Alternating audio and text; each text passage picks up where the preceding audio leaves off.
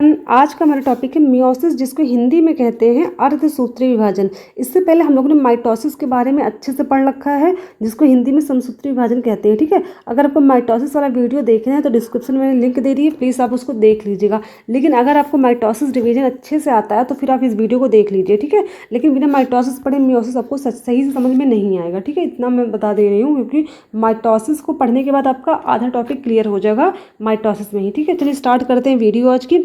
सबसे पहला पॉइंट तो हम यही जानेंगे कि मियोसिस जो होता है, ये शब्द दिया किसने था। तो ये शब्द दिया था फॉर्मर और मूरे ने दिया था। किसने दिया? फॉर्मर और मूरे। इनका हिंदी में भी नाम यही होता है। ठीक है, कब दिया था? 1905 ईस्वी में दिया था। One parent form 4 haploid daughters. सबसे सबसे मेन पॉइंट यही आता है कि जब मियोसिस यानी कि अर्धसूत्री विभाजन होता है तो एक पेरेंट से 4 हैप्लॉइड डॉटर सेल बनती हैं। ठीक है, अब यहाँ पेरेंट का मतलब है कि जिस कोशिका का विभाजन हो रहा है अर्धसूत्री, यानी कि जो कोशिका अर्धसूत्री विभाजन कर रही है उसको हम कहते हैं पेरेंट सेल। ठीक है, अब इसका डिवीजन जब हो जाएगा तो पेरेंट सेल में जितने भी क्रोमोसोम की संख्या होती है उसके डॉटर में, यानी कि उससे जो नई कोशिका बनेगी उसमें क्रोमोसोम की संख्या आधी हो जाती है, यानी कि वो कैसी हो जाती है? हैप्लॉइड होती है। यहाँ क्रोमोसोम पेयर में होते हैं, यानी कि 2n के फॉर्म में होते हैं। पेयर का मतलब क्या होगा? 2n के फॉर्म में होते हैं। लेकिन जब इससे नई कोशिका बनती है तो वहाँ पर क्रोमोसोम कैसे होते हैं? अनपेयर्ड, यानी कि n के फॉर्म में होते हैं, जिसको कहते हैं हैप्लॉइड। यहाँ पे कैसे होते हैं? डिप्लॉइड के फॉर्म में होते हैं। ठीक है, डिप्लॉइड मतलब क्या होता है? 2 के फॉर्म, यानी कि पेयरिंग के फॉर्म में होते हैं। This is occur only in diploid cell, यानी कि मियोसिस जो डिवीजन देखने को मिलता है ये सिर्फ डिप्लॉइड कोशिका में होता है, यानी कि जहाँ पर कोशिकाओं की पेयरिंग होती है। जैसे एग्जांपल हम ले लें स्पर्म का और ओवम का। ठीक है, स्पर्म में कितने होते हैं? 23 जोड़ी क्रोमोसोम स्पर्म के होते हैं, और ओवा जो होता है 23 इसके होते हैं। ठीक है, 23 मिलते कितना हो जाता है? 46 हो जाता है। ठीक है, तब जाकर के एक पूरा क्या बन जाता है? डिप्लॉइड कोशिका बनता है, क्योंकि यहाँ पर 2 कोशिकाएं मिल रही हैं, स्पर्म बन रहा है और ओवम, दोनों के n। स्पर्म का n 23 है, ओवा का n कितना है? 23 है। दोनों n मिलेंगे बन जाएंगे 2n, और 2n की वैल्यू कितनी है यहाँ पर? 46 है। ठीक है, तो याद रखिएगा मियोसिस सेल डिवीजन जो होता है वो हमेशा किसमें देखने को मिलता है? डिप्लॉइड कोशिका में, यानी कि जो कोशिका पेयर्ड में जिसके अंदर क्रोमोसोम पाए जाते हैं उनमें देखने को मिलता है। लेकिन इससे जो नई कोशिका बनती है वो हैप्लॉइड बनती है, यानी कि वो पेयर में नहीं बनती है। उसके क्रोमोसोम कितने हो जाते हैं? आधे हो जाते हैं। ठीक है, मान लीजिए जिस कोशिका का विभाजन हो रहा है उसमें कितने क्रोमोसोम है? 14 हैं। अब इससे जो नई कोशिका बनेगी कितनी बनेगी? 4 कोशिकाएं नहीं बनेंगी। ठीक है, मैं 4 ऐसे गोले बना लेती हूँ। अब इन चारों में कोशिकाओं की संख्या कितनी हो जाएगी? जस्ट हाफ हो जाएगी। 14 का हाफ 7, तो जितने भी नई कोशिकाएं बनेंगी सब में कितने हो जाएंगे? 7 क्रोमोसोम हो जाएंगे। ठीक है, तो यहाँ पर 2-3 पॉइंट का जो मतलब था मैंने बता दिया आपको। अब आगे बात करते हैं इसके नेक्स्ट पॉइंट की। Meiosis is the process in which a single cell divides to form haploid cells, यानी कि मियोसिस में क्या होता है? एक कोशिका 2 बार डिवाइड होती है। देखो ट्विस्ट, यानी कि एक कोशिका 2 बार डिवाइड हुई। कैसे होती है? देखो ध्यान से समझिएगा। पहले क्या होता है? ये एक कोशिका, ठीक है, ये पहले क्या करेगी? 2 कोशिकाओं में डिवाइड होगी। ठीक है, कोशिका पहले डिवाइड होगी, 2 कोशिका के अंदर डिवाइड होगी। फिर ये 2 कोशिकाएं जो होंगी ये फिर से 2 बार क्या हो जाएंगी? ये भी एक बार डिवाइड होंगी। तो इससे 2 कोशिका बन जाएगी, नहीं इससे 2 कोशिका बन जाएगी। ठीक है, तो टोटल कितनी हो गई? टोटल हो गई 4 कोशिकाएं। ठीक है, याद रखिएगा, यानी कि मियोसिस सेल डिवीजन जो है वो 2 बार में कंप्लीट होता है। माइटोसिस सिर्फ एक ही बार डिवाइड करता है और 2 कोशिका बन जाती है, लेकिन मियोसिस क्या होता है? एक बार डिवाइड करेगा, 2 कोशिकाएं बनेंगी, ये दोनों फिर से एक बार डिवाइड करेंगी तो ये भी 2 बनाएगी और ये भी 2 बनाएगी। टोटल कितनी हो जाएंगी? 4 हो जाएंगी। ठीक है, ये चीज़ ध्यान रखिएगा। यहाँ पर कितने होते हैं? 2n होते हैं, यहाँ पर भी 2n होता है, लेकिन जो नई कोशिका यानी कि लास्ट में जो बनती हैं उसमें क्रोमोसोम की संख्या n हो जाती है। ठीक है, यहाँ तक का क्लियर है सब कुछ? ठीक है, आगे बढ़ते हैं। Meiosis is also called reduction division. Reduction का मतलब ही होता है घटना। ठीक है, मियोसिस को रिडक्शन डिवीजन कहते हैं। क्यों रिडक्शन डिवीजन कहते हैं? क्योंकि इस डिवीजन के बाद, यानी कि इसके विभाजन के बाद क्या हो जाता है? क्रोमोसोम की संख्या कितनी हो जाती है? आधी होती है। यानी कि जिस कोशिका का विभाजन होता है उसमें जितने भी क्रोमोसोम होते हैं उससे जब नई कोशिका बनती है तो उसमें क्रोमोसोम की संख्या क्या हो जाती है? आधी हो जाती है। Because it reduces the number of chromosome to half the normal number. ठीक है, चलिए इसके बारे में बात कर चुके हैं। नेक्स्ट देखते हैं। The process of meiosis is divided into 2 stages, यानी कि जो मियोसिस की प्रोसेस होती है वो 2 स्टेज में डिवाइड है। जाहिर सी बात है, दो हमने पढ़ा ना अभी पीछे कि क्या होता है, मियोसिस 2 बार डिवाइड होता है। एक भाग को बोलते हैं मियोसिस 1, दूसरे को बोलते हैं मियोसिस 2। ठीक है, यानी कि मियोसिस की अभिक्रिया, मियोसिस की जो प्रोसेस है किसी भी कोशिका के अंदर 2 बार देखने को मिलती है। एक बार जो पहली बार में होगा उसको बोलते हैं मियोसिस 1, उसके बाद जो नई कोशिका बन जाएगी उसका भी दोबारा डिवीज़न होगा, उसको बोलते हैं मियोसिस 2। ठीक है, प्रत्येक स्टेज जो होता है सब डिवाइडेड इनटू सेवरल फेजेस। अब प्रत्येक मियोसिस जो एक स्टेज है, दूसरा मियोसिस 2 है, इन दोनों भी क्या होते हैं, कई सारे भागों में डिवाइड होते हैं। तो सबसे पहले हम बात करेंगे मियोसिस 1 की, यानी कि सबसे पहले कोशिका क्या करती है, पहले कोशिका होगी 2 सेल्स में डिवाइड होती है। ठीक है, तो पहले हम ये यहाँ तक जो होती है प्रोसेस, इसको बोलते हैं मियोसिस 1। तो याद रखिए कि मियोसिस 1 में जो होते हैं सिर्फ 2 कोशिकाएं बनती हैं। ठीक है, वो भी डिप्लॉयड होती है, हैप्लॉयड नहीं होती। कैसी होती हैं, 2n के फॉर्म में ही होती है। क्वेश्चन बन सकता है कि मियोसिस 1 में जो डॉटर सेल्स बनती हैं उनमें नंबर ऑफ क्रोमोसोम या फिर उनमें कितने सेल्स का वो पेयर होता है, तो याद रखिएगा वो 2n के पेयर में होते हैं, यानी कि वो डिप्लॉयड होती है। कैसी होती है, डिप्लॉयड होती है, यानी क्रोमोसोम की संख्या घटती नहीं है, जितनी रहती है उतनी ही रहती है। ठीक है, चलिए इसको हमने देख लिया। अब देखते हैं मियोसिस 1 में कैसे होता है। Meiosis 1, this is divided into following phases, ये फॉलोइंग फेज में डिवाइड होता है। जैसा कि हम लोगों ने माइटोसिस पढ़ा था, सेम फेजेस यहाँ पे देखने को मिलेंगे, प्रोफेज, मेटाफेज, एनाफेज, टीलोफेज। बस सबके आगे 1 1 लगा दीजिए, क्योंकि मियोसिस 1 है तो ये भी हो जाएगा प्रोफेज 1, मेटाफेज 1, एनाफेज 1, टीलोफेज 1। ठीक है, यहाँ तक क्लियर है। जो कि माइटोसिस पढ़ चुकी है ना, इसलिए मैंने बोला माइटोसिस पढ़ लीजिए, तो आपको इसको समझने में बहुत आसानी होगी, क्योंकि उसको मैंने बहुत अच्छे से क्लियरली समझा रखा उस वीडियो को। ठीक है, इसलिए वो वीडियो थोड़ी लेंदी भी इसी वजह से हो गई है। तो सबसे पहले हम बात करेंगे प्रोफेज 1 की। जैसे कि प्रोफेज 1 तो जो था वो माइटोसिस में भी सबसे बड़ा फेज था और मियोसिस में भी सबसे बड़ा फेज प्रोफेज ही होता है। ठीक है, चलिए बात करते हैं इसमें। अभी जो प्रोफेज 1 होता है ना, ये भी कई सारे फेजेस में डिवाइड होता है। कौन कौन सा है, लेप्टोटीन, जाइगोटीन, पैकीटीन, डिप्लोटीन, डायाकाइनेसिस। यानी कि जो प्रोफेज 1 होता है ये 5 स्टेजेस में डिवाइड है। माइटोसिस में ऐसा कुछ भी देखने को नहीं मिला था, बट यहाँ पर ऐसा है। ठीक है, ये चीज़ ध्यान रखिएगा, ये बहुत इंपॉर्टेंट है। इसको मैं पहले डायग्राम से समझा देती हूँ, फिर मैं थ्योरी बताऊंगी इसकी। ठीक है, क्योंकि थोड़ा ये नया टॉपिक है, तो इसको मैं थोड़ा सा डायग्राम देख कर समझाती हूँ आपको। अब देखिए डायग्राम देखिएगा। अभी प्रोफेज 1 में हम लोग आ चुके हैं। ठीक है, अब आपको एक चीज़ पता है कि कोशिका के अंदर जो न्यूक्लियस सबसे पहले क्या होता है, कैरियोकाइनेसिस होता है ना, ये तो हम पढ़ ही चुके हैं अगली क्लास में। तो सबसे पहले क्या होगा, कैरियोकाइनेसिस होगा, यानी कि न्यूक्लियस का डिवीजन होगा सबसे पहले। प्रोफेज में यही होता है, न्यूक्लियस का ही डिवीजन होता है। ठीक है, तो यहाँ फिलहाल मैंने जो डायग्राम बनाया है सिर्फ और सिर्फ क्रोमोसोम का डायग्राम बनाया है। इसको आपको मान के चलना है कि सबके सब क्या है, न्यूक्लियस के अंदर प्रेजेंट है। ठीक है, इस चीज़ को आपको खुद मान के चलना है, मैं आपको इसे बना दे रही हूँ रफली, बाकी आपको मान के चलना। ठीक, तो चलिए बात करते हैं। सबसे पहले आपको पता होगा ये जो होता है यहाँ पे न्यूक्लियर मेम्ब्रेन के अंदर ये पाया जाता है। ये तो पूरा कोशिका है, ये साइटोप्लाज्म होता है, इसके अंदर होता है न्यूक्लियस। न्यूक्लियस के अंदर क्या पाए जाते हैं, क्रोमैटिन पाए जाते हैं। अगर आपने न्यूक्लियस पढ़ा तो आपको ये चीज़ पता होगी, नहीं पढ़ा तो आज जान लीजिए कि न्यूक्लियस के अंदर पाए जाते हैं क्रोमैटिन।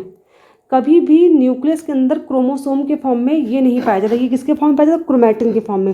अब देखो क्रोमोसोम और क्रोमैटिन में अंतर क्या होता है। क्रोमैटिन जो होता है धागे नुमा पतली संरचना होती है, कई सारे ऐसे स्ट्रक्चर ढेर सारे से फैले होते हैं, इनका कोई शेप साइज है कुछ भी नहीं होता। ऐसे ढेर सारे क्या होते हैं, धागे नुमा स्ट्रक्चर होते हैं, न्यूक्लियस के अंदर पाए जाते हैं ढेर सारे। लेकिन जब कोशिका का डिवीज़न होने वाला होता है तो होता क्या है, जैसे प्रोफेज 1 स्टार्ट होगा तुरंत ये जो क्रोमैटिन होते हैं ना, ये क्या हो जाते हैं, कंडेंस होना स्टार्ट कर देंगे, कॉम्पैक्ट होना स्टार्ट कर देते हैं। अब एक कंडेंस और कॉम्पैक्ट क्या होता है, कंडेंस और कॉम्पैक्ट का मतलब होता है ये जो थ्रेड लाइक स्ट्रक्चर बड़े बड़े आपको दिख रहे पतले पतले ना, ये सिकुड़ना स्टार्ट कर देंगे। अब जब सिकुड़ेंगे तो थोड़ा सा इनका स्ट्रक्चर क्या होगा, जटिल होगा ना। जटिल मतलब क्या होगा, थोड़ा सा कॉम्पैक्ट हो जाएगा। ठीक है, यानी कि थोड़ा जटिल होगा और थोड़ा क्लियरली, जब जटिल होगा थोड़ा क्या होगा, क्लियरली दिखना स्टार्ट करेगा, कुछ इस टाइप का स्ट्रक्चर बनना स्टार्ट हो जाता है। ठीक है, इसी को कहते हैं क्रोमोसोम। ठीक है, तो क्रोमोसोम जो होता है वो सिर्फ और सिर्फ हमें कोशिका का विभाजन जब होता है तभी दिखाई देता है। कोशिका विभाजन जैसे खत्म हो जाएगी ना, न्यूक्लियस के अंदर क्रोमोसोम नहीं दिखाई देगा, बस फिर से क्रोमैटिन के फॉर्म में चेंज हो जाता है। ठीक है, ये चीज़ भी दिमाग में बैठा लीजिए। क्वेश्चन भी बन सकता है कि क्रोमोसोम कब दिखाई देते, तो याद रखिए ड्यूरिंग सेल डिवीजन, सिर्फ कोशिका विभाजन के दौरान ही दिखाई देते हैं। कोशिका विभाजन के बाद ये क्रोमैटिन के फॉर्म में फिर से चेंज हो जाते हैं। ठीक है, क्रोमैटिन में क्रोमोसोम में क्या अंतर होता है मैंने अभी जस्ट आपको समझा दिया है। ठीक है, इससे ईजी वे में आप नहीं समझ सकते। ठीक है, इतना क्लियर हो गया। अब देखो क्या था, प्रोफेज 1 ही हम पढ़ रहे हैं, इसके सारे ये कई सारे फेजेस है ना। तो जो प्रोफेज 1 में हमने जो मेटाफेज में पढ़ा था हम लोगों ने, सॉरी माइटोसिस में हमने पढ़ा था, प्रोफेज में जो जो चीज़ें हो रही थी सेम वही चीज़ें यहाँ पर भी होंगी। ठीक है, बस को सब फेजेस में डिवाइड कर दिया गया, स्टेप टू स्टेप दिखाया जाएगा। कोई दिक्कत की बात नहीं, एक बार 2 बार वीडियो देखेंगे, दूसरी बार से तीसरी बार आपको देखने की जरूरत नहीं पड़ेगी। पहले बात करेंगे लेप्टोटीन की।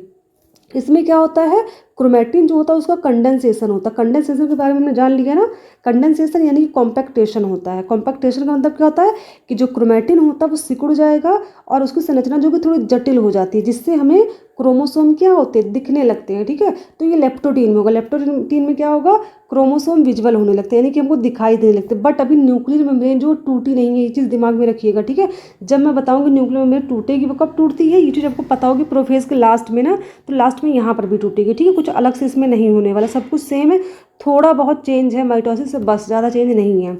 तो क्या होगा यहाँ पर, क्रोमोसोम विजुअल, क्रोमोसोम हमें यहाँ पर दिखाई देने लगते। ठीक, अब यहाँ पर सबसे अलग चीज़ ये होती है कि जो क्रोमोसोम के जो पेयर आपको दिख रहे हैं यहाँ पर, ये क्या है, जो ये पेयर आपको ऐसे ढेर सारा दिख रहा है, इसको हम क्रोमैटिड बोलते हैं। क्या बोलते हैं, क्रोमैटिड। याद है, क्रोमैटिन नहीं बोलते, क्रोमैटिन जो होता है वो क्रोमोसोम में चेंज होता है। मैं लिख कर दिखा देती हूँ एक बार, हाँ लिख दूँ फिर आपको क्लियर हो जाएगा मैं कहना क्या चाह रहा हूँ।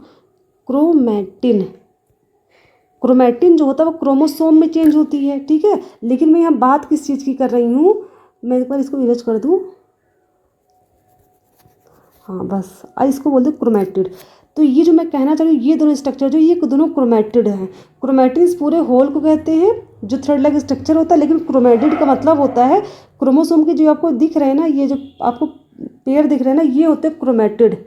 ठीक है, एक क्रोमैटिड ये है, एक क्रोमैटिड ये है, एक क्रोमैटिड एक ये, यानी कि 2 सिस्टर क्रोमैटिड मिलकर एक क्रोमोसोम बनाते हैं। याद रखिएगा, ये एक क्रोमैटिड है, दूसरा ये, तो एक क्रोमोसोम में 2 क्रोमैटिड आपको देखने को मिलते हैं। ठीक है, हमने टर्म समझ लिया। अब बात करेंगे लेप्टोफेज, लेप्टोटीन खत्म हो गया, क्रोमोसोम दिखा। अब आते हैं हम लोग सेकंड नंबर पे, जाइगोटीन स्टेज।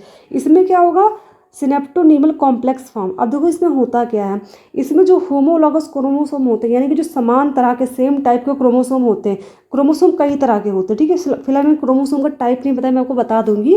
क्रोमोसोम का जो टाइप होता है बहुत से डिफरेंट टाइप का होता है। कुछ क्रोमोसोम जो होते हैं उनके सेंट्रोमियर कहाँ होते हैं, बीच में होते हैं, कुछ के यहाँ पेयर मतलब ऐसे दूर में ऐसे होते हैं, कुछ के ऐसे होते हैं, कुछ के ऐसे, मतलब इसका शेप मैं बताऊंगी फिर आपको ये चीज़ समझ में आ जाएगी। मैं छोटा सा वीडियो बना के उसका डाल दूंगी, उसको मैं बता नहीं पाई। अब ध्यान दीजिएगा, इसमें क्या होता है, जाइगोटिन स्टेज में क्या होता है, जो समान टाइप के क्रोमोसोम होते हैं, यानी कि जिनका शेप सेम होता है, वो क्रोमोसोम क्या करेंगे, सिनेप्टोनीमल कॉम्प्लेक्स के द्वारा आपस में जुड़ जाते हैं। ठीक है, यानी कि इस स्टेज में क्या होता है, सिनेप्टोनीमल कॉम्प्लेक्स बनता है। सिनेप्टोनीमल कॉम्प्लेक्स बनने की वजह से दोनों क्रोमोसोम के जो क्रोमैटिड होते हैं वो आपस में क्या होते हैं, यहाँ जुड़ जाएंगे, एक कोने पे आधे जुड़ गए। ठीक है, ये होगा जाइगोटीन में। अब आता थर्ड होता पैकिटीन।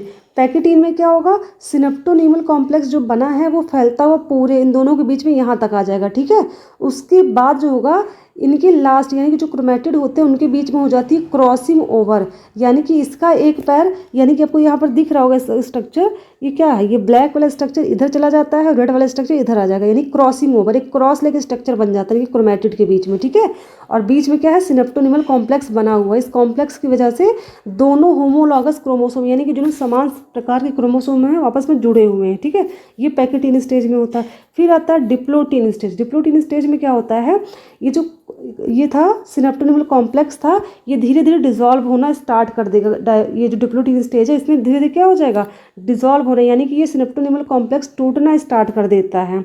ठीक है, यहाँ टूटना स्टार्ट कर देगा और ऊपर जहाँ पे क्रॉसिंग और हुआ था वहाँ पर क्या बन जाएगा, कियासमेटा बनना स्टार्ट हो जाएगा। ठीक है, कियासमेटा क्या होता है, जहाँ पर 2 क्रोमैटिक सिस्टम मिले होते हैं उस पॉइंट को बोलते हैं कियासमेटा।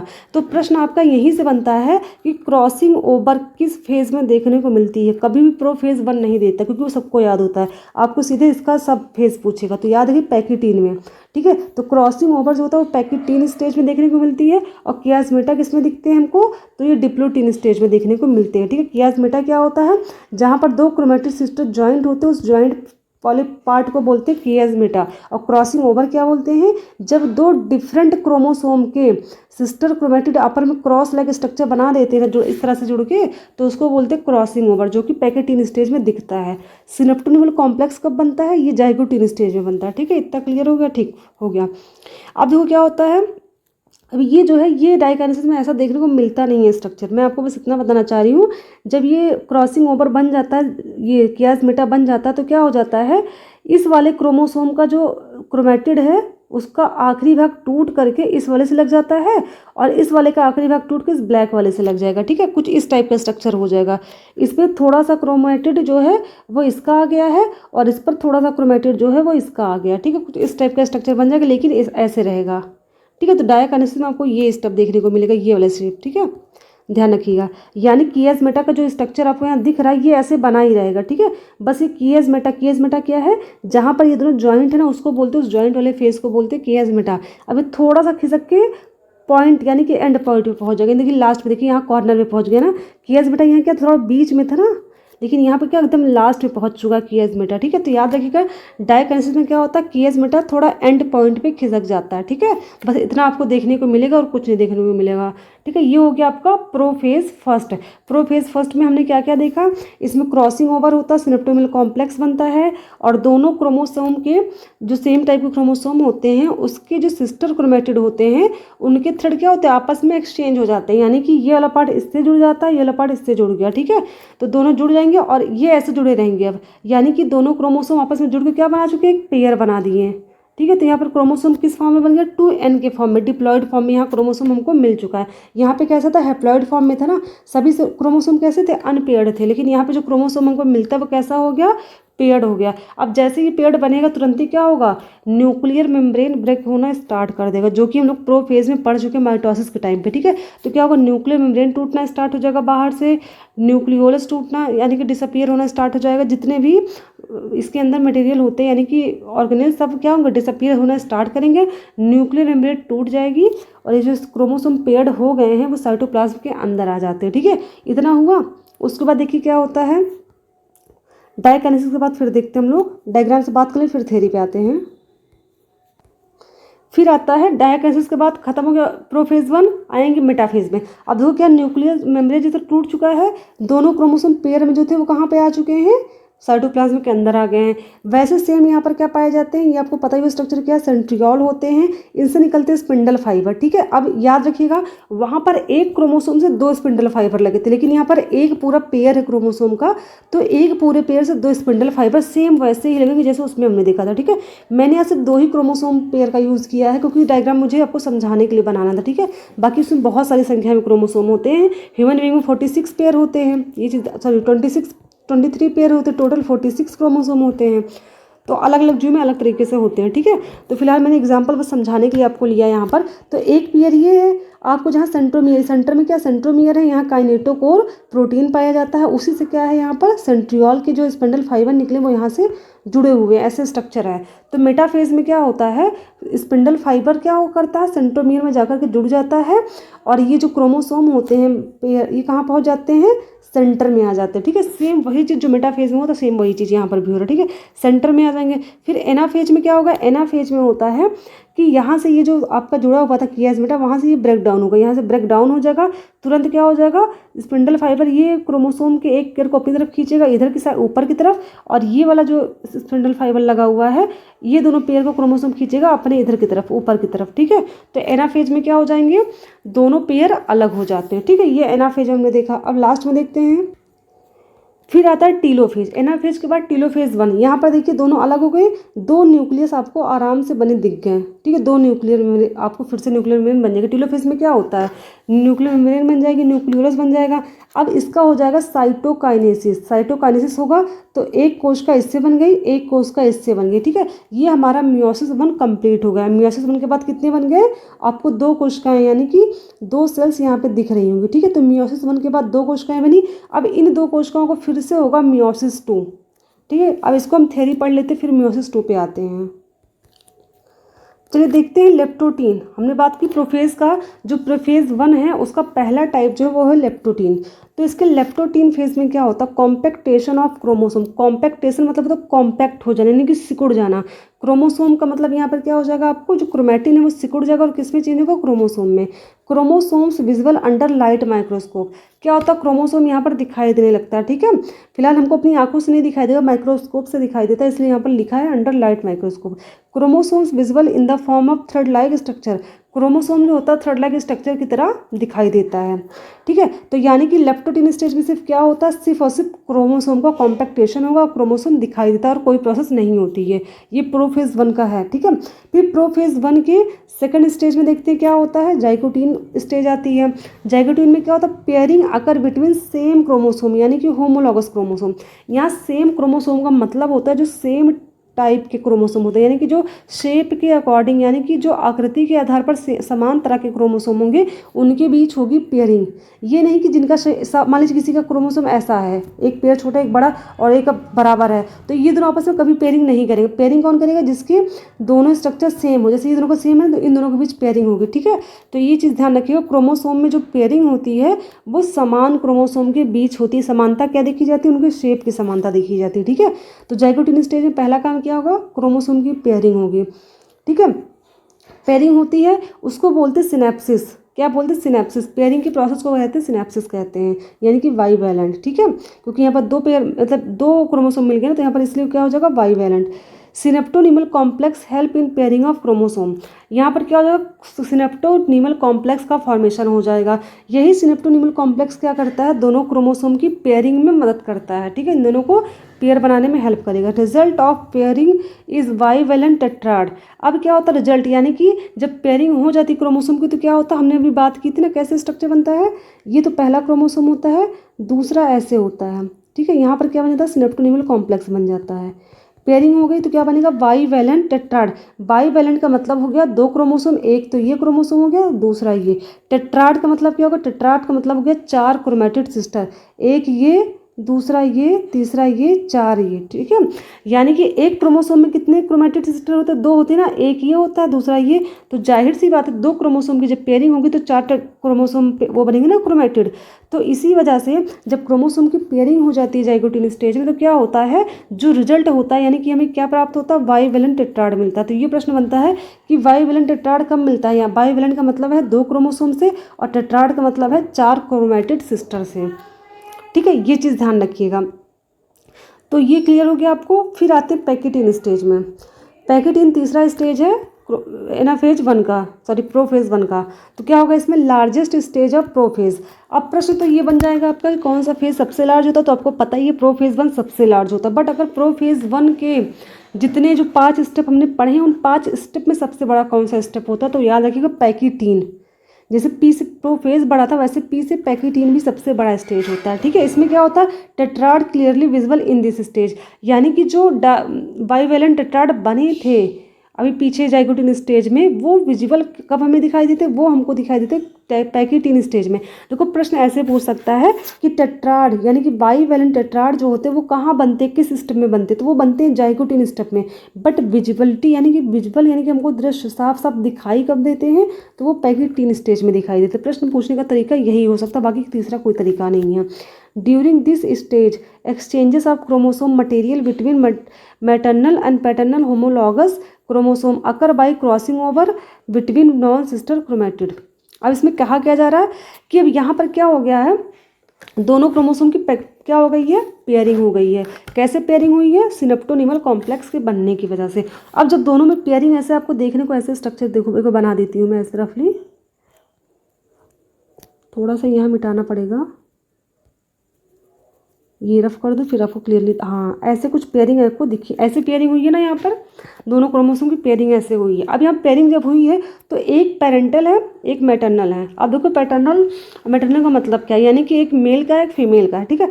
सपोज ये फीमेल क्रोमोसोम है, ये क्या है मेल का, ये सिंबल मैं बना रही हूँ, ठीक है। जो नीचे की तरफ मुँह होता है ये फीमेल का होता है, ऊपर की तरफ वाला मेल होता है। अब ये क्या है, इसके जितने भी मटेरियल इसके अंदर हैं वो इस वाले में पहुंच जाएंगे और इसके जो मटेरियल है वो इस वाले में पहुंच जाएगा, ठीक है। यानी यहाँ पे क्या कहा जा रहा है, जो मैटरनल है और पैटर्नल है दोनों क्रोमोसोम के बीच का जो मटेरियल है उनमें क्या हो जाएगा, एक्सचेंज हो जाता है। एक्सचेंज का मतलब क्या होता है, आपस में अदला बदली हो जाती है, ठीक है। ये चीज़ ध्यान रखिएगा। और नॉन क्रोमैटिड सिस्टम का मतलब ये होता है कि इसका जो क्रोमैटिड है वो इसके लिए कैसा है, नॉन क्रोमैटिड है, ठीक है। ये चीज़ ध्यान रखिएगा क्योंकि ये क्रोमैटिड है ये क्रोमैटिड है, क्योंकि एक ही क्रोमोसोम में दोनों प्रेजेंट है, लेकिन ये वाला जो क्रोमैटिड है वो इसके लिए क्या है, नॉन क्रोमैटिड है, ठीक है। चलिए आगे बात करते हैं।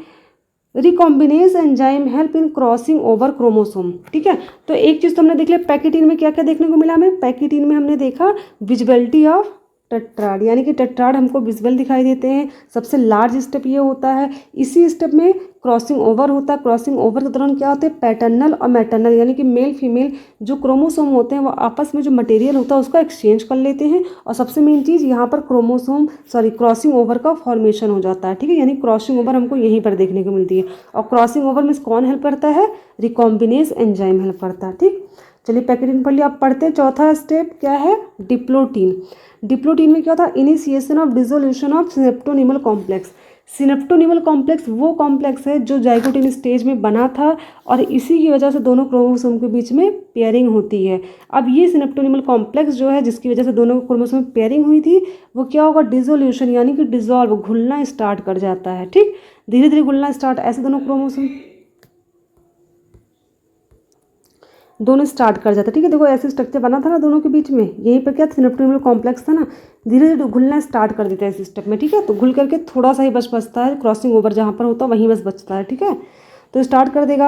Homologous chromosome pairs begin to separate and move away from one another. अब क्या होगा, जब सिनेप्टोनिमल कॉम्प्लेक्स पिघलना स्टार्ट कर देगा तो जाहिर सी बात है दोनों क्रोमोसोम इसी की वजह से जुड़े थे। अब जब ये कॉम्प्लेक्स ही पिघल जाएगा तो दोनों क्या होंगे, अलग होना स्टार्ट कर जाते हैं, ठीक है। वहाँ से अलग होना स्टार्ट हो जाएंगे। Chiasmata form visual on this stage. यहाँ पर क्या होता है, कियास्मेटा बन जाता है। The physical link between two chromatid belonging to homologous chromosome, ठीक है। अभी कियास्मेटा क्या होता है, कियास्मेटा ऐसा पॉइंट होता है जहाँ पर दोनों क्रोमेटिड क्या होते हैं, आपस में जुड़े होते हैं। मैं फिर डायग्राम में आपको एक बार दिखा देती हूँ क्लियरली, ये देखो, ठीक है। कियास्मेटा ये दूसरा डायग्राम हो गया, ये देखो ये कियास्मेटा, ठीक है। सिनेप्टोनिमल कॉम्प्लेक्स क्या डिप्लोटीन स्टेज में पिघलना स्टार्ट कर गया, तो देखो यहाँ थोड़ा सा बचा है ना, पिघल गया पूरा।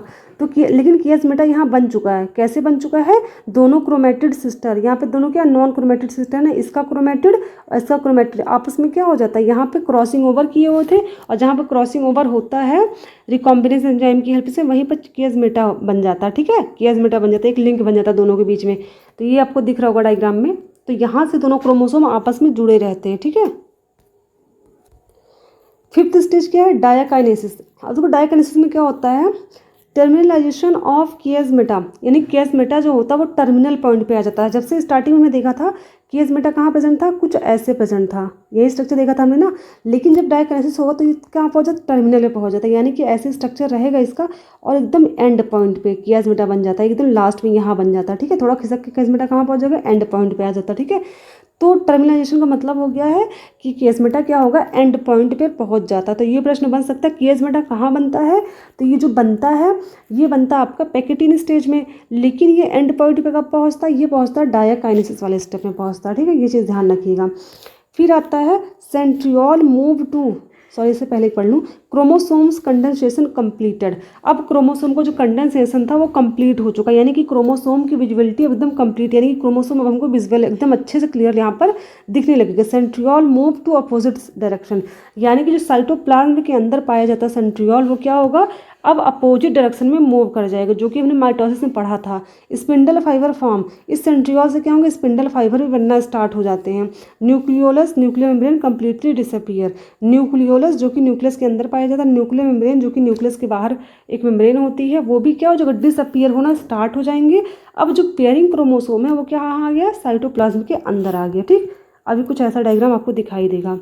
ये मेटाफेज 1 का है, ये एनाफेज 1 का जो कि हम बात कर चुके हैं। अब ये देखो उसका टीलोफेज 1 आएगा, फिर टीलोफेज 1 के बाद साइटोकाइनेसिस होगा और 2 कोशिकाएं हमको मिल जाएंगी, उसके बाद मियोसिस 2 स्टार्ट होता है, ठीक है। लेकिन हम थ्योरी कंप्लीट कर लें फिर मियोसिस 2 पे आते हैं। अब बात करेंगे मेटाफेज 1 की। मेटाफेज 1 में क्या होता है, 1 pair chromosome attach with 2 spindle fibre, यानी कि एक क्रोमोसोम पेयर किससे अटैच है, 2 स्पिंडल फाइबर से। अभी डायग्राम में दिखा दूँ आपको, ये देखो ये डायग्राम यहाँ पे दिख रहा है ना, ये एक पेयर क्रोमोसोम ये है, एक पेयर क्रोमोसोम ये है, ठीक है। एक पेयर क्रोमोसोम किससे अटैच है, 2 स्पिंडल फाइबर से। एक देखो इधर से अटैच है और एक स्पिंडल फाइबर यहाँ से, यानी कि एक पेयर क्रोमोसोम किससे अटैच है, 2 स्पिंडल फाइबर से अटैच है दोनों डायरेक्शन में, ठीक है। ये चीज़ ध्यान रखिएगा। तो पहला पॉइंट ये होगा। फिर नेक्स्ट पॉइंट क्या कहता है, all chromosomes are come at equator. सभी क्रोमोसोम कहाँ पर आ जाते हैं, इक्वेटर पर। मेटाफेज में हमने कहा था मीडियम, यानी कि बीच में आ जाते हैं, जो कि माइटोसिस में हम पढ़ चुके। सेम यही चीज़ यहाँ पर भी होती है, सभी क्रोमोसोम कहाँ आ जाएंगे, इक्वेटर। इक्वेटर का मतलब होता है सेंटर में आ जाते हैं, ठीक है। ऐसे होता है, यहाँ पर आ जाते हैं सेंटर में। फिर third point, double metaphasic plate form, यानी कि यहाँ पर क्या होगा, डबल मेटाफेरिक प्लेट बनेगा। डबल का मतलब क्या है, मैं आपको डायग्राम में फिर से दिखा देती हूँ। यहाँ पर ये अगर एक क्रोमोसोम यहाँ पर लाइन में आता है तो उसको बोलते हैं सिंगल प्लेट, लेकिन यहाँ पर दो यानी कि पेयर में क्रोमोसोम है, इसलिए क्या हो गया, दो मेटाफेरिक प्लेट बन रही है ना, एक ये है दूसरी ये है, तो दो क्या होगी, दो मेटाफेरिक प्लेट यहाँ पर फॉर्म हो जाती, बन जाती। ठीक है, तो मेटाफेज खत्म हो गया यहाँ पर। अब बात करेंगे थर्ड एनाफेज की। एनाफेज में क्या होता है, segregation of one chromosome is independent to another. अब क्या होगा यहाँ पे, सेग्रीगेशन, सेग्रीगेशन मतलब होता है अलग होना, सेपरेशन होना। होमोलॉगस क्रोमोसोम सेपरेट, यानी कि क्रोमोसोम क्या हो जाएंगे, अब यहाँ पर सेपरेट होना स्टार्ट कर जाएंगे, यानी कि जिनकी पेयरिंग हुई थी वो क्या होंगे, एनाफेज, वो अलग हो जाते हैं। जैसा कि हम लोग मेटाफेज में भी जो माइटोसिस पढ़ा था हम लोगों ने, तो माइटोसिस में भी यही पढ़ा था कि क्या हो जाते हैं, क्रोमोसोम कि जो क्रोमेटिड होते हैं वो अलग हो जाते हैं। सेम यही चीज़ यहाँ पर भी होती है। जो पेयरिंग थी यहाँ पर मैं देखा था अभी, देखो यहाँ पर मैं डायग्राम में दिखाती हूँ, यहाँ क्या है, ये यहाँ से अलग हो जाते हैं, कुछ इस टाइप का स्ट्रक्चर बन जाएगा अब। ठीक है, फिर देखते हैं टीलोफेज, सबसे लास्ट है telophase 1, the nuclear membrane and nucleolus reappear. Telophase में क्या होगा, अब फिर से न्यूक्लियर मेम्ब्रेन स्टार्ट हो जाएगा बनना, फिर न्यूक्लियोलस भी बन जाएगा। डीकंडेंसेशन ऑफ क्रोमोसोम, यानी क्रोमोसोम फिर से क्या होगा, डिसअपीयर होना स्टार्ट हो जाएगा, और किसमें चेंज हो जाएगा, क्रोमैटिन में चेंज हो जाएगा। ठीक है, एंडोप्लाज्मिक रेटिकुलम, गोल्गी बॉडी फिर से रीअपीयर हो जाएगी, यानी कि फिर से आ जाएगी बन के, और फिर से क्या होगा, cytokinesis follows the parent cell is divided in half forming two daughter cell, this is called dyad cells. यानी क्या हो जाएगा, साइटोकाइनेसिस की प्रोसेस होगी। अब फिर से क्या हो जाएंगे, दो न्यूक्लियर यानी कि दो सेल डिवीजन, यानी कि दो कोशिकाएं बन जाती हैं, जिसको डायड सेल्स कहते हैं। ठीक है, अभी आपको फिर से मैं डायग्राम में दिखा देती हूँ। ये देखो टीलोफेज 1 था, दो न्यूक्लियर मेम्ब्रेन यहाँ बन गई। अब इनका क्या हो जाएगा, साइटोकाइनेसिस होगा, यहाँ से क्या होंगे, दोनों कोशिकाएं ये डिवाइड हो जाएंगी, एक कोशिका ये बन जाएगी, दूसरी ये, यहाँ से फरो बनेगा ना, ऐसे फरो बनते बनते क्या हो जाएगा, यहाँ से बीच से डिवाइड होगा, दो कोशिकाएं, एक ये बन गई, ये बन गई, इसको बोलते हैं डायड कोशल। डायड सेल का मतलब होता है दो कोशिकाएं। ठीक है, अब बात करेंगे हम लोग मियोसिस 2 की। मियोसिस 1 हो गया, यानी कि एक बार डिवीजन जो था कोशिका का हो चुका, और पहले डिवीजन में हमको दो कोशिकाएं मिल चुकी हैं। ठीक है, अब बात करेंगे मियोसिस 2 की। तो ये कैसा होता है, it is like to be mitosis, यानी कि जो मियोसिस 2 होता है, सेम जितने स्टेप माइटोसिस में सेम इसमें सब कुछ वैसे के वैसे ही होता है। सबसे पहले आएगा प्रोफेज 1। ठीक है, इसको डायग्राम को मैंने इसलिए उल्टा लिया है ताकि कुछ समझ में आए, उस तरह क्लियरली दिखता नहीं है आपको। ठीक है, तो इसमें क्या है, अभी हमको दो कोशिकाएं मिल चुकी है ना, जो दो कोशिकाएं मिली हैं हमको, उन्हीं का फिर से डिवीजन होगा। ठीक है, तो प्रोफेज 1 में हमको दो कोशिकाएं मिलेंगी, दोनों के अंदर न्यूक्लियर मेम्ब्रेन है, क्रोमेटिड क्या है, इसके अंदर क्रोमोसोम नहीं है, भी क्रोमैटिन है। तो पहले स्टेज में क्या हमने देखा था, क्रोमैटिन जो होता है वो क्या होगा, कंडेंस होना स्टार्ट होगा, जिससे हमें क्रोमोसोम दिखने लगेंगे। ठीक है, आपको क्रोमोसोम देखो दिख रहा होगा क्लियरली। क्या होगा, यहाँ का जो न्यूक्लियर मेम्ब्रेन है वो क्या होगा, डिसअपीयर होना स्टार्ट कर देगा, न्यूक्लियोलस डिसअपीयर होना स्टार्ट कर जाएगा, एंडोप्लाज्मिक रेटिकुलम, गोल्गी बॉडी सब कुछ डिसअपीयर होना स्टार्ट हो जाएगा। न्यूक्लियर मेम्ब्रेन जो है यहाँ पे टूट जाएगी, जिसकी वजह से जो क्रोमोसोम इसके अंदर दिख रहे हैं आपको, कहाँ आ जाएंगे, साइटोप्लाज्म के अंदर। कुछ ये डायग्राम दिखेगा, यानी कि मेटाफेज 1 में से मेटाफेज 2 में यहाँ पे आ चुका है। ठीक है, अब ये तो मेटाफेज 2 हमको दिखने लगेगा यहाँ पर ऐसे स्ट्रक्चर। ठीक है, मेटाफेज 2 में क्या होगा, जो सेंट्रियोल से स्पिंडल फाइबर निकले हुए थे वो क्या करेंगे, अब बाइंड कर लेंगे क्रोमोसोम के साथ। ठीक है, देखो यहाँ पर क्या है, एक क्रोमोसोम के साथ दो स्पिंडल फाइबर लगे हुए, एक स्पिंडल फाइबर ये, दूसरा ये। ठीक है, तो दोनों से क्या, एक यहाँ लगा, एक यहाँ, आपको ये दिख रहा होगा डायग्राम ना, ये क्या है, ये सेंट्रियोल है, दूसरा सेंट्रियोल ये, इससे स्पिंडल फाइबर निकले हैं, इस क्रोमोसोम से लगा, इससे स्पिंडल फाइबर निकला, यहाँ लग गया, इससे स्पिंडल फाइबर निकला, यहाँ क्रोमोसोम से जुड़ा हुआ, इससे स्पिंडल फाइबर निकला, यहाँ क्रोमोसोम से जुड़ा हुआ। तो डायग्राम में आपको साफ साफ दिख रहा होगा ना, ऐसे हो गया, ये हो गया मेटाफेज। अब यहीं पे क्या होता है, ये सेंटर में यानी कि इक्वेटर में आकर के लग जाएंगे, फिर इनका क्या हो जाएगा, बीच से डिवीजन हो जाएगा। मेटाफेज में क्या होता है, ये इक्वेटर में आ जाते हैं और यहाँ से होता है बीच में डिवीजन। ठीक है, यहाँ से हो जाएगा डिवीजन, कुछ ऐसे डिवीजन होगा ना। अब क्या होगा, इसका ऊपर वाला पार्ट ऊपर चला जाएगा, इस नीचे वाले पार्ट को यहाँ आ जाएगा, कुछ इस टाइप का स्ट्रक्चर बन जाएगा। ठीक है, ये आपको दोनों दिख रहे होंगे, पिंक कलर के ऊपर वाले यहाँ पे हैं, और यहाँ देखो आपको लाइट पिंक और ब्लू साथ में था ना, ये स्ट्रक्चर आपको दिख रहा होगा, यहाँ पे लटक रहा है। ठीक है, तो दोनों क्रोमोसोम के जो पेयर थे वो टूट चुके हैं, क्रोमेटिड के फॉर्म में आ चुके हैं, अनपेयर्ड हो गए ना। अभी तक हमने क्या पढ़ा था, मियोसिस 1 में जो सेल बने थे वो पेयर के फॉर्म में थे, 2n के फॉर्म में थे, लेकिन अभी यहाँ पर क्या हो गया, क्रोमेटिड में चेंज हो गए ये दोनों। ठीक है, क्रोमोसोम टूट गए ना दोनों यहाँ से बीच से, जो कि हमने कब कहाँ पढ़ा था, माइटोसिस में पढ़ा था। सेम वही डायग्राम है, सब कुछ वही होना है, सब कुछ चेंज अलग से नहीं है। ठीक है, ये एनाफेज सबसे छोटा फेज था। अब फिर से क्या होगा, धीरे धीरे जैसे ये टीलोफेज 2 में आएगा, फिर से न्यूक्लियर मेम्ब्रेन बनना यहाँ पे स्टार्ट हो जाएगी, फिर से क्या होगा, गोल्गी बॉडी बनना स्टार्ट हो जाएगा, न्यूक्लियस बनना स्टार्ट होगा, फिर से क्या होगा, नया न्यूक्लियस बन गया। यानी कि एक कोशिका में 2 न्यूक्लियस यहाँ बन गए और 2 यहाँ बन गए। अब इनका होगा साइटोकाइनेसिस, यानी कि फिर से हो जाएगा, बीच से फरो बनेगा, यहाँ से डिवीज़न होगा और क्या बन जाएंगे, 2 नई नई कोशिकाएँ इससे बनेगी और 2 नई कोशिकाएँ इससे बन जाएंगी। अब क्या हो जाएगी, 4 कोशिकाएँ बन गई और चारों में नंबर ऑफ क्रोमोसोम कितने हैं, n है। यहाँ पर भी है n, यहाँ पर n, यहाँ पर n और यहाँ पर भी कितने n है। यानी कि चारों कैसे बनी है, हैप्लॉइड, कैसे बनी है, हैप्लॉइड सेल बनी। ठीक है, ये चीज़ ध्यान रखिएगा। तो सबसे मेन हमने क्या समझा, मियोसिस 2 पूरा का पूरा माइटोसिस का फोटोकॉपी है, सेम वैसे का वैसे, एक एक स्टेप सब कुछ वही सेम है। ठीक है, तो इसलिए हैप्लॉइड जो मियोसिस 2 था उसको हमने पढ़ने में बिल्कुल टाइम नहीं लगाया। एक बार मैं थ्योरी से रिवाइज करा देती हूँ ताकि आपको थोड़ा सा भी अगर डाउट हो तो वो क्लियर हो जाए। देखो, प्रोफेज 2, क्रोमोसोम विजुअल, क्रोमोसोम दिखने लगते हैं, nuclear membrane disappear, Golgi apparatus, endoplasmic reticulum are disappear, nucleolus disappear, सब कुछ वही माइटोसिस बन गया। ठीक है, मेटाफेज 2 में क्या होता है, chromosomes align at equator, chromosome equator यानी कि सेंटर में आ जाते हैं, microtubules form opposite pole of spindle get attach to kinetochore, यानी कि माइक्रोट्यूब्यूल्स का मतलब यहाँ पर है आपके जो ये सेंट्रियोल थे, ये क्या हो जाते हैं, अपोजिट साइड में चले जाते हैं, इनसे स्पिंडल फाइबर निकलता है। स्पिंडल फाइबर क्या करेगा, क्रोमोसोम के सेंट्रोमियर से जाकर के अटैच हो जाता है, किसकी तरह अटैच होता है, काइनेटोकोर प्रोटीन की तरह अटैच होता है। ठीक है, उसके बाद नेक्स्ट क्या, एनाफेज 2, एनाफेज 2 में क्या होगा, सेपरेट सिस्टर क्रोमेटिड, एनाफेज 2 में होता है सिस्टर क्रोमेटिड, यानी कि जो क्रोमोसोम ऐसे बने थे यहाँ से ये सेपरेट होना स्टार्ट हो जाते हैं। ठीक है, सिस्टर क्रोमेटिड क्या हो जाएंगे, सेपरेट हो जाएंगे यहाँ पर एनाफेज 2 में। फिर टीलोफेज आता है, टीलोफेज में क्या होगा, न्यूक्लियर मेम्ब्रेन स्टार्ट हो जाएगी बनना, न्यूक्लियोलस बन जाएगा, गोल्गी बॉडी आ जाएगा, फिर से रिपेयर हो जाएगा, एंडोप्लाज्मिक रेटिकुलम बन जाएगा और क्रोमैटिन जो होगा वो हमें फिर से दिखना स्टार्ट हो जाएगा, क्रोमोसोम डिसअपीयर हो जाएगा। ठीक है, फिर क्या हो जाएगा, आएगा साइटोकाइनेसिस। अब 2 कोशिकाएं थी, उनका क्या हो जाएगा, division of the cytoplasm during cytokinesis result in 4 haploid cell, cytokinesis के बाद क्या हो जाएगा, हमको 4 हैप्लॉइड कोशिकाएं प्राप्त हो जाएंगी। These 4 cells are not identical, ये चारों कोशिकाएं आइडेंटिकल यानी कि समान रूप से, मतलब एक तरह समान नहीं होती हैं। As random arrangement of bivalent and crossing over in meiosis 1 leads to different genetic combination of these cells, यानी कि ये आइडेंटिकल यानी कि चारों सेम नहीं होती। क्यों सेम नहीं होती हैं, क्योंकि हम लोगों ने पढ़ा था मियोसिस 1 में कि इनके बीच क्या होता है, क्रॉसिंग ओवर होता है। क्रॉसिंग ओवर होने की वजह से क्या था, दोनों क्रोमोसोम के अंदर जो मटेरियल थे वो क्या हो जाते हैं, आपस में एक्सचेंज हो जाते हैं, जिसकी वजह से इनकी क्या है, आइडेंटिफिकेशन जो होता है, यानी कि जिनकी पहचान थी, समानता जिनकी थी वो क्या हो जाती है, आपस में एक्सचेंज होता है, जिसकी वजह से क्या हो जाती है, ये अपनी आइडेंटिटी खो देते हैं, यानी कि इन्हीं में कुछ भी समानता देखने को नहीं मिलता। ठीक है, ये चीज़ ध्यान रखिएगा।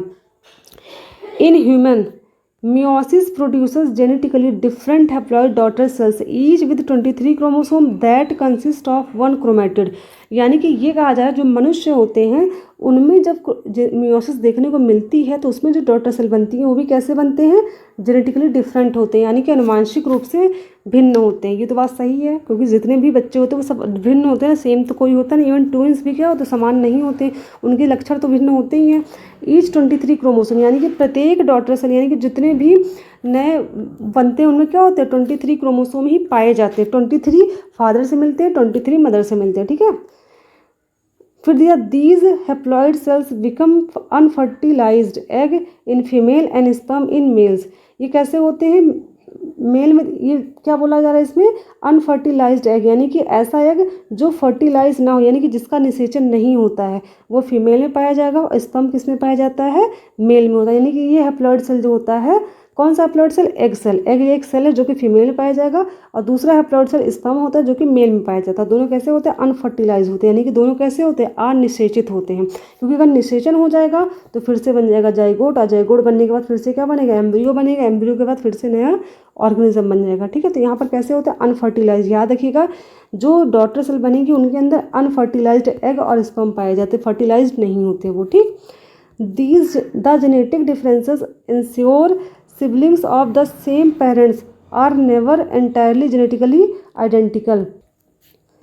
तो जो अनुवांशिक डिफरेंसेस देखने को मिलते हैं, यानी कि अनुवांशिक डिफरेंसेस का मतलब होता है यहाँ पर सिबलिंग्स का मतलब भाई बहन, जो भाई बहन होते हैं उनके अंदर भी अनुवांशिक विभिन्नताएं हमको देखने को मिलती हैं, और ये विभिन्नताएं ही हमको ये बताती हैं कि सेम पेरेंट के जो बच्चे होते हैं वो एंटायरली जेनेटिकली आइडेंटिकल कभी नहीं हो सकते। ठीक है, यहाँ पे ये कहा जा रहा है अगर मेल एंड फीमेल सेम है, इनके जितने भी बच्चे होंगे वो कभी भी समान नहीं होंगे। ये हमें कौन बता रहा है? ये हमें मियोसिस जो हमने पढ़ा है टॉपिक, इससे ये चीज़ क्लियर हो रही है। ठीक है, कि जेनेटिकली कभी भी ये सेम नहीं हो सकते। शकल भले सेम हो जाए लेकिन उनके अंदर जो अनुवांशिक लक्षण होते हैं वो कभी भी सेम नहीं हो सकते। क्यों नहीं होते हैं? क्योंकि इनके बीच क्रॉसिंग ओवर मियोसिस 1 स्टेप में हम लोगों ने देखा था, इसी वजह से।